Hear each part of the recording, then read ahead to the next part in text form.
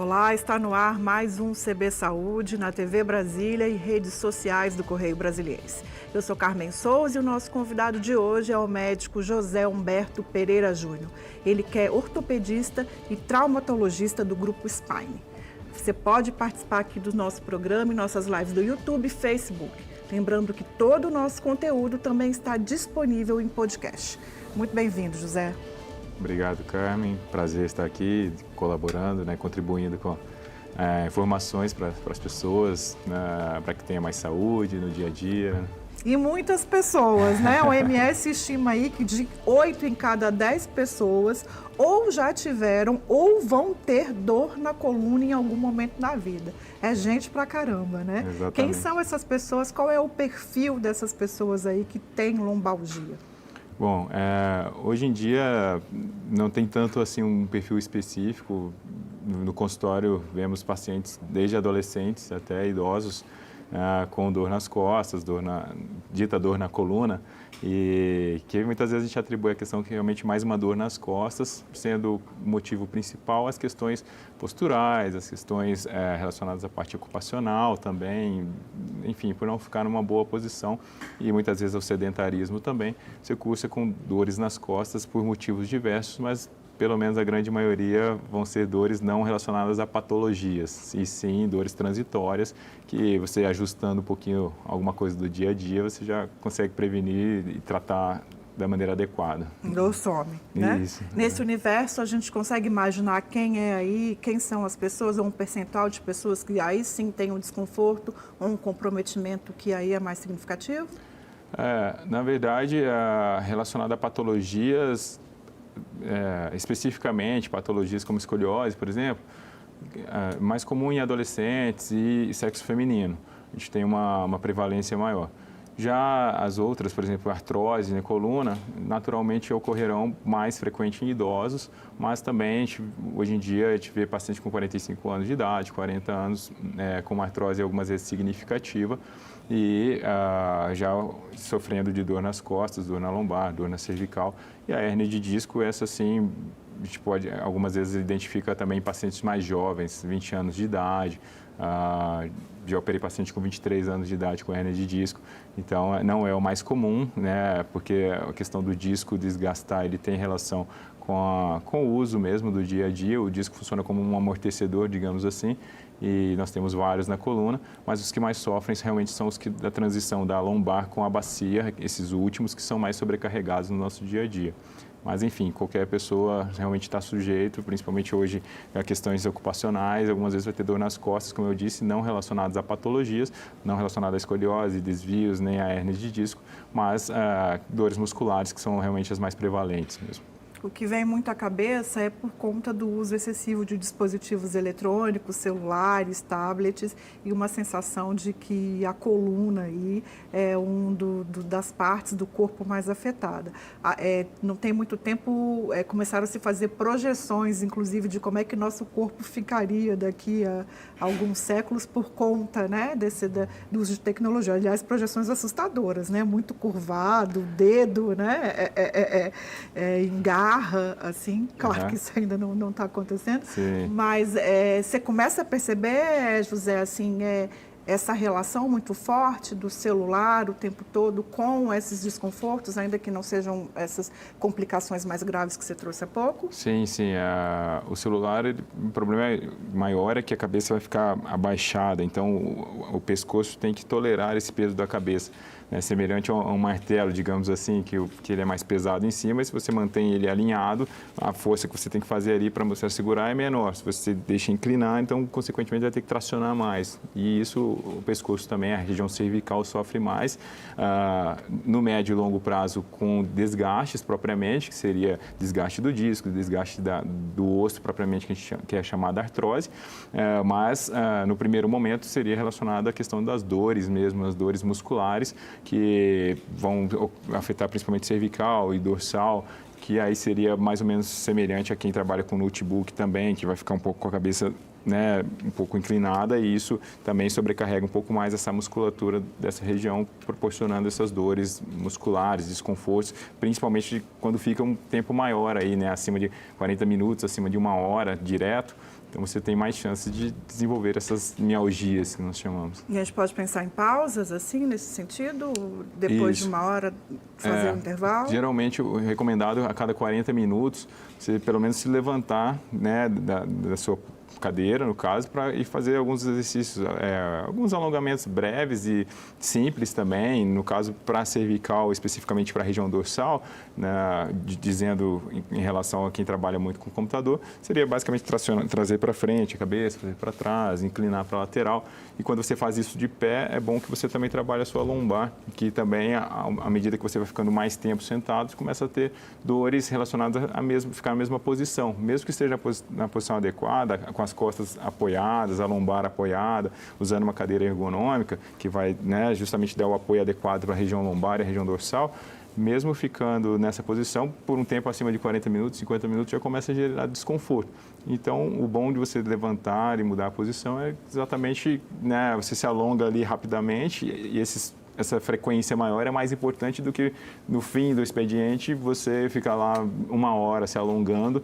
Você tem mais resultados mais significativos fazendo isso pausadamente, regularmente. Exatamente. E breve. Também ninguém vai conseguir ficar ali a cada 40 minutos, ficar alongando 10 minutos, porque todo mundo tem seus afazeres também. Né? Claro. Alguma outra recomendação para além ali do horário do expediente, por exemplo, nessa perspectiva de comportamentos preventivos? Sim. Aí entra a questão da atividade física, que daí a atividade física vai estar presente em todas as prevenções, digamos assim, desde a questão cardíaca, pulmonar, né? O exercício vai ajudar desde essa parte da oxigenação, a parte cognitiva, de você se atentar à execução do exercício, o equilíbrio que alguns exercícios necessitam, também trabalho cognitivo, e, por fim, a própria musculatura, né? Você tem sempre os dois braços, sempre o alongamento e o fortalecimento, sempre importante os dois. Alguns pacientes falam, eu vou à academia do domingo a domingo e tenho dores nas costas com frequente. Mas às vezes o alongamento está deixando um pouco a desejar ali e com isso fica tendo musculatura mais retraída, mais suscetível a ter contraturas musculares. Então, a atividade física, ela te proporciona mais resistência muscular e, consequentemente, protege as articulações, vai proteger o joelho, o quadril, o ombro e também a coluna, te dando mais resistência para ficar também um período maior numa certa posição. Uma posição. Fala-se muito também da relação do tabagismo aí com questões relacionadas a complicações na coluna. Realmente, de fato, existe essa ligação? Sim, o tabagismo, ele reduz a oxigenação, digamos assim, dos tecidos. Então, há uma certa tendência maior em quem é tabagista, assim como em quem é sedentário, em ter problemas, seja de coluna ou outras articulações. Mas não quer dizer que obrigatoriamente terá, né? Tem a questão do fator genético da pessoa, o genético próprio, que é a predisposição genética de desenvolver uma artrose mais significativa ou menos. Mas realmente seriam fatores secundários que são totalmente trabalháveis assim, no nosso dia a dia, que, claro que se a gente abordar essa questão, não fumar e fazer exercício regularmente, fortalecer e alongar, você vai ter menos chance de ter problemas articulares. A gente pode pensar numa influência genética também? Sim, a genética vai influenciar tanto nessa questão da artrose. Então, às vezes você pega pacientes com a mesma faixa etária, 40 anos de idade, por exemplo, que alguns vão ter uma artrose muito significativa, alguns vão ter muito desgaste do disco, outros quase nada. Você vê lá um de 45 que não tem quase nada na coluna, alteração, e outro com 30, por exemplo, que já tem alterações significativas. Então, isso realmente é o fator genético, é o fator próprio, né, intrínseco, de uma tendência a ter esse desgaste maior, né? E também em relação à escoliose, filhos de pais que têm escoliose, eles têm uma tendência maior a também desenvolver a escoliose. Então, é também relacionado ao fator genético, escoliose, que eu digo, escoliose idiopática, que é a escoliose que a gente vê mais frequente no dia a dia, que é aquela escoliose que é pura e única ali, não associado a síndromes, né? A gente vê que tem algumas síndromes que vão ocasionar escoliose, paralisia cerebral, neurofibromatose, mielomeningocele, todas vão ocasionar deformidades na coluna. Tem relação também com a genética, mas dizendo especificamente da idiopática, que é essa que é pura, sem relação com síndromes, também tem relação com genética. Com genética. Uhum. É muito comum também as pessoas usarem coletes, né? Enfim, para melhorar a postura, enfim, enquanto estão trabalhando. Eles funcionam? Isso, Os coletes, eles têm duas aplicações, digamos assim, duas aplicabilidades. O colete que a gente, algumas vezes, o paciente nos busca, né, nos procura, eu queria melhorar a minha postura, né, e quero usar o colete. Ele não tem essa função especificamente. O colete, ele pode te ajudar a dar um pouco de conforto ali no momento que usa, mas o que realmente vai te ajudar a melhorar a postura, né, e ficar com um alinhamento melhor do seu tronco, do seu corpo, é a atividade física, sempre fortalecendo e alongando. O colete você pode usar ali, digamos, usa 2 horas, fica 1 hora sem, esses corretores posturais que vão te ajudar no que a gente chama de consciência corporal, que seria treinar o seu cérebro para que ele tente te manter nessa posição correta. Mas se a musculatura estiver insuficiente, mesmo o cérebro sendo treinado, o músculo não vai conseguir segurar. Então, por isso que o exercício físico acaba sendo, de fato, o que é mais significativo, que dá realmente mais resultado e maior influência no fim das contas. Já os corretores, os coletes que são usados para a escoliose, eles vão ter indicações específicas. Então, nós fazemos o raio-x e aí vemos qual é o desvio, vemos a idade do paciente, normalmente pacientes antes da adolescência ou até geralmente 14 anos de idade, que vão ter benefício de usar o colete, que é a fase que ainda está em crescimento. Passou essa fase, o colete já não traz nenhum benefício, ele não vai conseguir corrigir mais e nem vai te trazer uma postura melhor, porque aí a escoliose ela já é um problema realmente da estrutura óssea, um problema esquelético, que você, com o colete já, depois que passou essa fase de crescimento fora do molde, digamos assim, ele já entortou, né? Então já está deformado e com isso o colete não vai conseguir trazer de volta. E aí eu imagino que sejam outras intervenções. Mas antes da gente falar da escoliose, assim, instalada ali a dor e não é aquela dor que às vezes você dá uma mexida e para ali, é aquela dor que está um pouco mais persistente, aí o brasileiro geralmente recorre ali a um remédio de dor, um anti-inflamatório, geralmente até sem instrução. Quais são os riscos desse tipo de conduta? Tá. Os anti-inflamatórios, de maneira geral, eles vão ter efeito sobre os rins, especificamente. Então, de fato, eles proporcionam um bom alívio. Da pessoa toma, ela se sente, né, dá um conforto bom, mas de contrapartida tem o efeito sobre os rins, a questão sobrecarga renal, o risco de desenvolver uma insuficiência renal ali e tem a questão do estômago também, então um problema gástrico, desenvolver uma gastrite, uma úlcera gástrica. Claro que a gente tem outros que são mais tranquilos, analgésicos, paracetamol, dipirona, que eles podem ser usados mais frequentes se não tem tanto esse problema dos anti-inflamatórios, diclofenaco, naproxeno, nimesulida, esses aí são mais que vão ocasionar essa sobrecarga gástrica e renal. E demandam mais cuidados. A gente pode pensar, José Humberto, assim, quando essa dor nas costas, que 80% das pessoas de alguma forma vão ter, né, em algum momento da vida, quando isso fica preocupante, assim, sinais de alerta que assim, não, agora é o momento de procurar um especialista? Exato. Por ser tão frequente, na verdade, é a segunda maior queixa dos pronto-socorros, né? Então, quando a gente pega as cefaleias, que são as dores de cabeça, elas são as campeãs. Em segundo lugar, vem essas dores nas costas, dores na coluna. E aí, neste caso,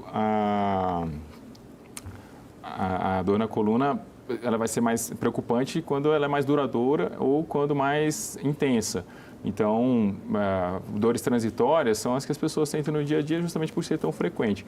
Mas é uma dor que te deixou com uma limitação funcional, uma dor associada à dormência, fraqueza das mãos, que, né, não transitória, uma dormência dos dedos do pé, que vai durar ali 2 dias, 3 dias, uma semana, né? E essas sim são as que chamam a atenção e que devem ser avaliadas para prevenir algumas outras complicações maiores. E aí tem crianças, adolescentes, assim, com quadros já nesse grau. Sim, sim, não é tão frequente, mas algumas vezes, por exemplo, tem os tumores de coluna que podem ocasionar, né, dores intensas, dores mais duradouras, que não aliviam com esses analgésicos mais simples, dipirona, paracetamol, e aí sim, por isso também as crianças, adolescentes e adultos jovens também estão suscetíveis a esse tipo de problema. Nesse caso, então, não é postural, né? Exato, geralmente. Exatamente. Então, sempre vão ser dores mais intensas e mais duradouras e principalmente associadas à perda de urina, não perdeu a acessibilidade da urina, capacidade de controle de urina, esses problemas aí. Vamos fazer um intervalo? Vamos sim. No momento a gente volta com mais CB Saúde, que hoje recebe o médico José Humberto Pereira Júnior. Ele que é ortopedista e traumatologista. Não sai daí não que a gente está voltando. A gente volta com o segundo bloco do CB Saúde, que hoje recebe o médico José Humberto Pereira Júnior. Ele que é ortopedista, traumatologista e cirurgião da coluna. A gente falou um pouco, José, no primeiro bloco sobre a escoliose. Explica pra gente um pouquinho o que é exatamente. A escoliose são aqueles desvios mais significativos da coluna. Muitas pessoas têm desvios posturais, desvios que não são significativos. Às vezes o ombro um pouquinho mais baixo que o outro, às vezes a cintura um pouquinho diferente. Mas a escoliose em si são aqueles valores angulares maiores que a gente diagnostica com raio-x e olhando para o paciente, a gente vê que a cintura é bastante assimétrica ou as costas, você vê que tem uma proeminência na região das escápulas ou na região lombar, que seria o que a gente chama de giba propriamente, ou uma diferença de ombros, né, significativa. Isso seria a escoliose. Propriamente, digamos assim, diferente dos desvios posturais que, né, tem mais relação que você consegue corrigir, você melhora um pouquinho a sua posição, sua postura já resolve. E é uma condição ali na infância e na adolescência, não é isso? Que fica mais desenvolve expressiva? mais. Isso, exatamente, mais comum na adolescência, a fase de desenvolver. Então, é a fase crítica que a gente realmente tem que ficar mais de olho, inclusive para prevenir medidas mais drásticas, digamos assim, que seria uma cirurgia na coluna propriamente, para a correção com cirurgia. Ela pode muitas vezes ser prevenida quando você identifica precocemente. Nesses pacientes que a escoliose não é associada a síndromes, né, são a escoliose precocemente, o colete, muitas vezes ele vai conseguir prevenir esse avanço desse desvio, dessa deformidade e, consequentemente, evitar desvios significativos que estes sim necessitam de cirurgia para correção. Tá. Essa frequência aí nessa fase da vida está relacionada aos picos de crescimento? Exatamente. Sim. São os ditos estirões de crescimento. Temos na infância e na adolescência, mas a patologia é muito mais frequente no adolescente. Então, por isso, a importância de observar os adolescentes aí entre 9 e 14 anos de idade, olhar as costas de fato, olhar se tem aí uma simetria, né, a metade direita do corpo diferente da metade esquerda significativamente, e aí sim procurar o especialista, fazer a investigação adequada e ver se o caso ali seria de uso de colete ou não, se é só atividade física, e em alguns casos já mais acentuados, aí realmente não tem jeito, é tratamento cirúrgico mesmo. É um tratamento cirúrgico. Isso, exato. Hérnia de disco, e aí sim, eu acho que a gente pega um público um pouquinho mais velho, né? Enfim, a gente tem uma leitura de que está muito ligada ao envelhecimento. É isso mesmo? Esse desgaste está relacionado a isso. Isso. O disco ele funciona então como um amortecedor e à medida que a gente usa mais, né, a gente tem também as mudanças dos nossos tecidos, as mudanças fisiológicas, a pele, o cabelo mudam, então a coluna também ela sofre as degenerações. Muitas vezes usamos nos laudos, os pacientes algumas vezes chegam assustados no consultório porque viu lá alterações degenerativas, então já chega assustado. Assusta. Isso, e nesse caso a alteração degenerativa é o desgaste natural. Claro que algumas pessoas vão ter um pouco menos, outras mais. Isso tem relação com a genética própria e com hábitos de tabagismo e sedentarismo, como tínhamos dito no primeiro bloco. Mas realmente a propensão, né, o desgaste, ele vai ocorrer mais significativamente, independente se a pessoa tem uma tendência maior ou não, vai ser mais significativo após os 30 anos de idade, que é o mais frequente. Não exclusivo, mas mais frequente. Podemos falar de sintomas, assim, sinais ali de que de repente tem um desgaste ali que está mais acentuado? Seria de novo a questão das dores, as dores mais significativas e mais duradouras, podem estar relacionadas com a hérnia de disco ou não, apesar que a hérnia de disco em si, ter hérnia de disco não é o grande problema, é até meio que algo comum, relativamente comum que se tenha. Já que o disco ele funciona como amortecedor, a hérnia seria tudo que está invadindo, que está saindo do espaço original e invadindo outro espaço. Algumas vezes o disco ele só dilata um pouquinho, ele que a gente chama de abaulamento, protrusão, que não é significativo para pressionar a estrutura que está adjacente, né? A estrutura que está passando ao lado, principalmente raízes de nervo, né? Do nervo ciático, tão famoso. Então, na lombar especificamente, quando você tem uma hérnia de disco, que é esse extravasamento do conteúdo central do núcleo, quanto maior essa invasão ao espaço, por ser um espaço fechado, vai ser maior a compressão sobre o nervo. Então, aí você pode ter um quadro brando, só de um incômodo nas costas, ou pode ter a dor irradiada, que vai descer pela perna até o pé, deixar os dedos do pé dormente, formigando, algumas vezes até perda de força do pé e chegando no estado crítico, que seria da síndrome da caldequina, que é o mais grave, que você perde a função urinária, intestinal, então você fica com anestesia, uma região anestesiada, chamada anestesia em cela, que é a dormência que acontece na região do pubis, região genital, na parte interna da coxa.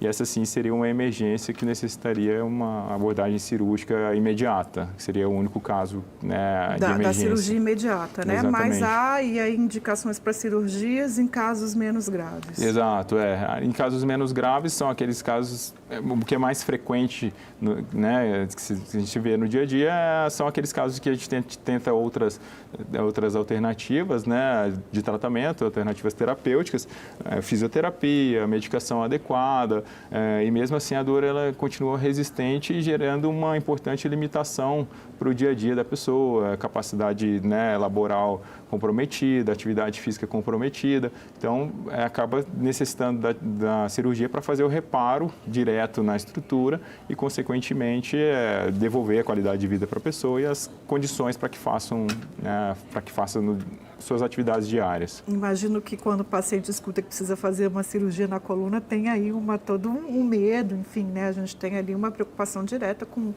alguma sequela, paralisia, tudo mais, né?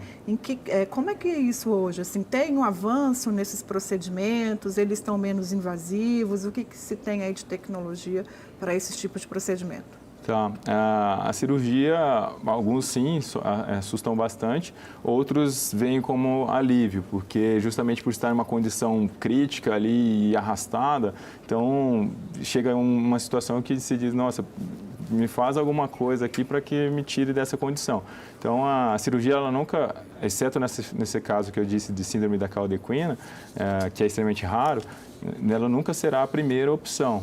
Ela mas realmente ela é uma das opções, e ainda bem que existe, porque justamente vai possibilitar a pessoa uma recuperação mais instantânea. Então, quando bem indicada, quando for um caso específico para a cirurgia, hoje em dia nós temos já muito mais segurança nesse sentido. A gente usa monitorização neurofisiológica intraoperatória, que a gente coloca eletrodos no crânio, nas pernas, nos braços, e fica monitorando em tempo real ali no computador ao lado, fica um colega médico observando e fica conversando com a gente. Então, quando a gente faz algum movimento que traciona um pouco mais alguma estrutura neurológica que poderia culminar em uma lesão e, consequentemente, uma perda de movimento do pé, do joelho, de alguma parte do corpo, né, do braço. Então, ao disparo e com isso a gente já consegue prevenir muitas vezes. Além disso, tem as cirurgias minimamente invasivas, que elas geram uma agressão menor ao organismo. Especificamente a parte muscular. Então, quanto maior a agressão aos tecidos musculares, mais danosa, mais difícil é a recuperação, principalmente em pacientes idosos, que já têm a musculatura um pouco já mais fragilizada. Então, quanto menos você agredir, mais rápido ele vai conseguir voltar para as suas funções. E, é claro, os adultos também, mas os idosos isso vai ser mais significativo. Então, hoje em dia a gente tem cirurgia por vídeo, que é quando é especificamente para a hérnia de disco, que não tem um problema de artrose significativo. Ou outras vezes a gente tem outras que precisam para corrigir a artrose, mas que vão ser percutâneas. Temos algumas opções de tratamento aí. Né? Exatamente. Você começou nosso bate-papo aqui falando da importância da prática de atividades físicas, né, como uma prática preventiva aí para a saúde da coluna. Mas fiquei imaginando que também a prática de exercício incorretamente pode desencadear aí problemas até, imagino, mais complicados até para a coluna. Isso é muito comum? A prática de atividade física incorreta, muitas vezes a pessoa ela mesmo já sabe que vai ter uma chance maior de ter um problema ali, vai pegar uma carga muito alta na academia, por exemplo. Mas, de maneira geral, os exercícios as pessoas costumam executar de uma maneira ok, até porque quando começa a fazer errado, vai sentir dores. Então, tem esses sinais que vão, né, já fazer com que a pessoa já mude ali.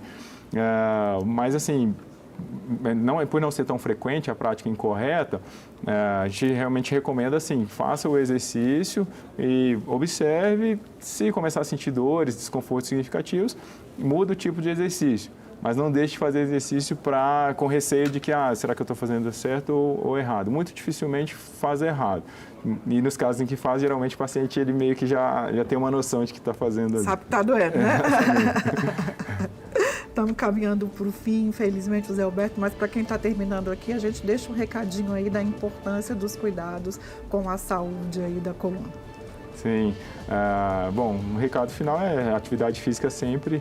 E a questão de não se preocupe tanto com corretores posturais, coletes, isso aí é tudo secundário. Se importe com a sua postura, atente-se à postura que está sentado, faça pausas, né, regulares e atividade física sempre é o principal. Muito obrigada pela sua participação no CV Saúde. Nada. Obrigada a você também por mais essa companhia aí nesse nosso bate-papo. Próximo.